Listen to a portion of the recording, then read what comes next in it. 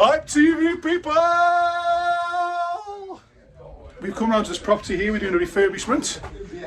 This is a kitchen that's been ripped out and we have a problem. So I'm going to explain these problems. So above me, we've got a flat roof.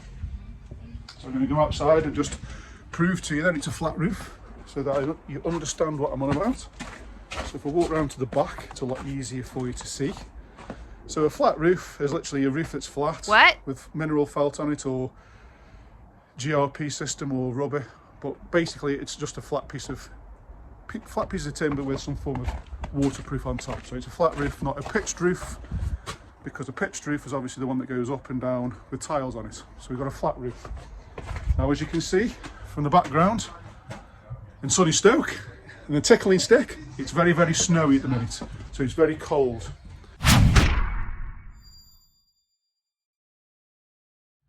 So what we've got with any property now that's been rented out, we've got to comply with EPC ratings, which means these houses have got to be a lot warmer to try and reduce our carbon footprint.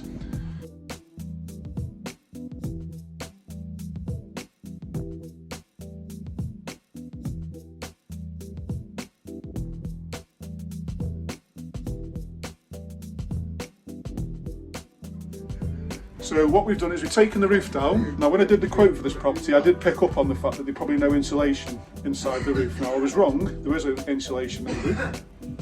However, the insulation that we've got is not fit for purpose. So what we've got is we've got these joists. There we've got these firring strips, which are pieces of wedged pieces of cut pieces of wood in the shape of a wedge to create a fall. So when the water hits the roof, the rainwater can run off. But what we have got is, because we've got all this insulation packed up to the top, this lagging, the problem we've got is it's condensating, which means it's got lots and lots of water. So if you look at the video, going all the way down here, you can see there's lots and lots of water droplets all the way down, which means obviously the insulation then gets wet and it can cause damp stains on the ceiling, and it can also then create the ideal climate or conditions for any rot or mould growth on these timbers, which will then affect the structural integrity. So this is obviously a problem we need to address. So it's something that I found out, so I thought I'd do a quick video.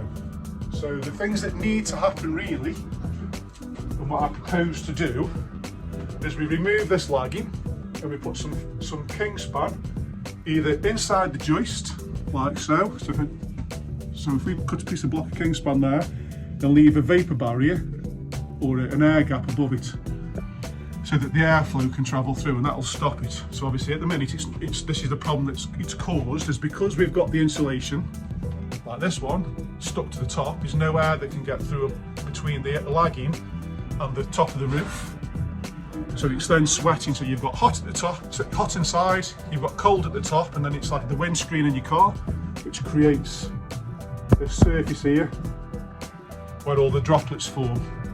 So like I say, the solution to this problem is we need to create an air gap. We need to get air flowing through these joists so that it can dry out. So we can either put some insulated plasterboards underneath, like my finger, or we can put it inside there and leave a gap above.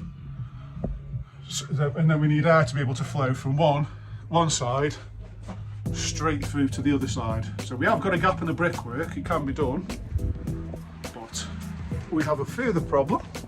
This is why you need to get your builder's eye out and have a look at things.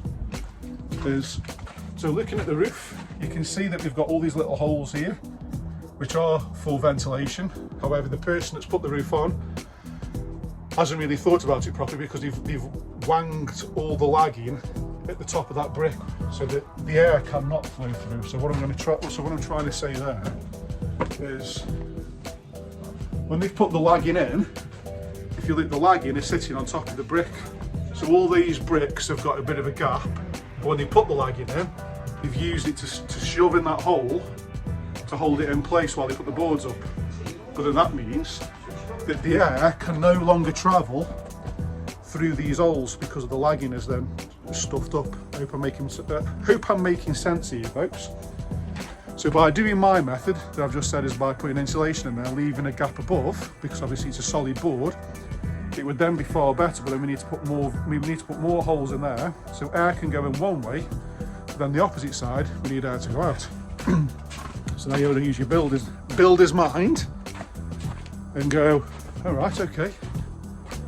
So we can get the air going in that side, but we can't this side because it actually backs onto the back of somebody else's property, so we can't get access, and it's not much of an upstand to get airflow in there.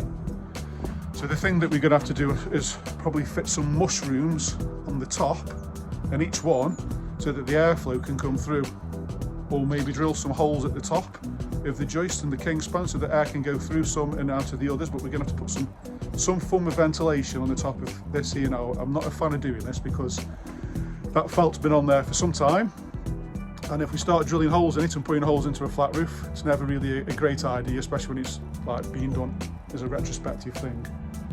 So the solution to this problem is we need air to be able to flow all the way through, but however it's not a simple problem because of this here, so we're going to have to put some little mushrooms on here. So we're going to put a little picture up here now. Shutting.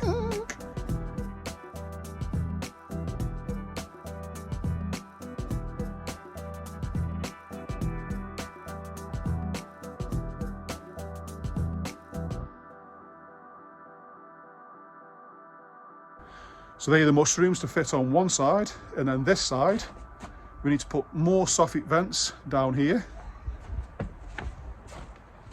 which are going to increase the size of these holes.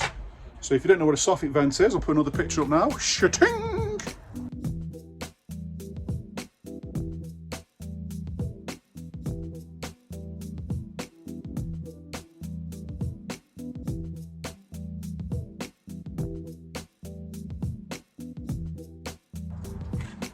That's it.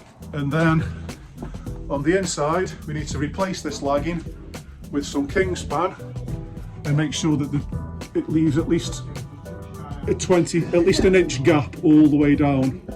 So we're going to fill this in, or we can put the insulated plasterboards underneath, which would create a massive gap.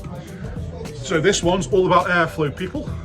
Airflow, airflow, airflow. So if anybody else out there has got a flat roof and it's not being insulated properly, this could be a problem for you.